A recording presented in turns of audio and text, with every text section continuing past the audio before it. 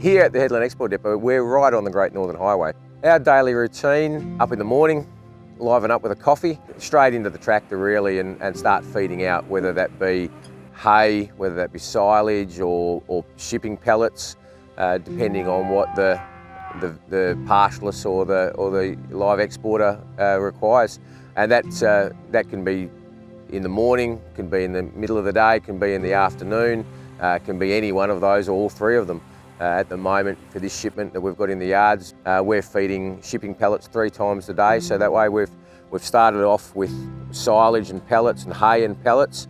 Now as we're about to start loading the last couple of days, they've transitioned over to purely pellets 3 times a day. So that way when they go onto the ship, they're straight into the ration on board the ship, and there's no weight loss and there's no downtime in feeding. We're the midpoint. Now, the pastoralists produce the cattle. When there's a shipment on, or even if there's not a shipment, it might just be a pastoralist putting cattle in here for feeding. We're a service provider as a feedlot. We just do as we're asked to do. If it's an exporter or a vendor, depending on what they want to feed, what their ambition is, whether it's just to maintain feed or whether it's to weight gain and weight condition gain for a boat or for a sail, then that's what we do.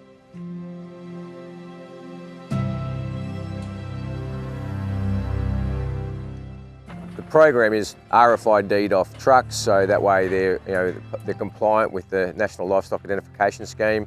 We generally weigh them off trucks to see what weight they are. That way, at the end of our feeding regime, we can weigh them again, and we know what success we've had and what we can report to either the live exporter or to the pastoralist. And there's a myriad of requirements for different countries. Some might need blood testing, some might need swabbing, vaccinating, backlining.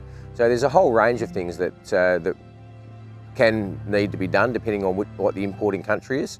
And we're happy to provide all those. We have vets come in to do a lot of the work. We've got in-house vets here in the feedlot as well.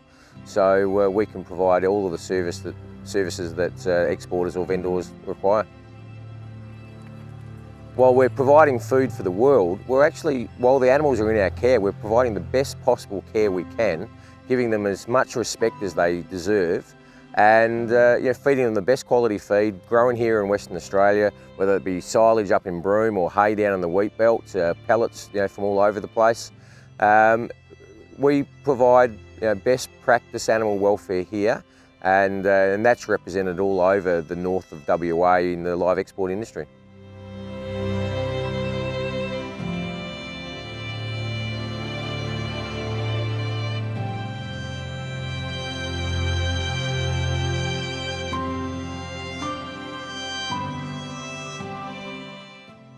I love this job.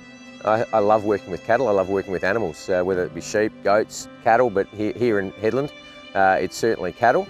And I spend a lot of time in the yard, spend a lot of time with cattle, and I absolutely love it. We built this facility in 2007, and we saw an opportunity.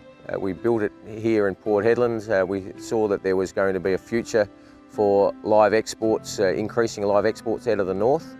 Unfortunately, we didn't see the 2011 cattle suspension coming and the changes to the industry that brought.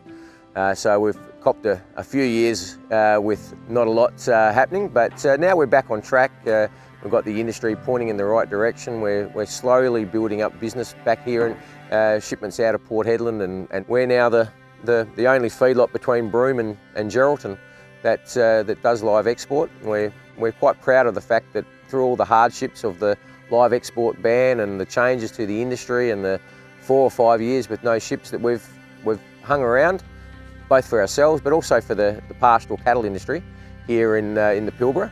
And I think we're a case study in resilience and persistence, and I think it's starting to pay off.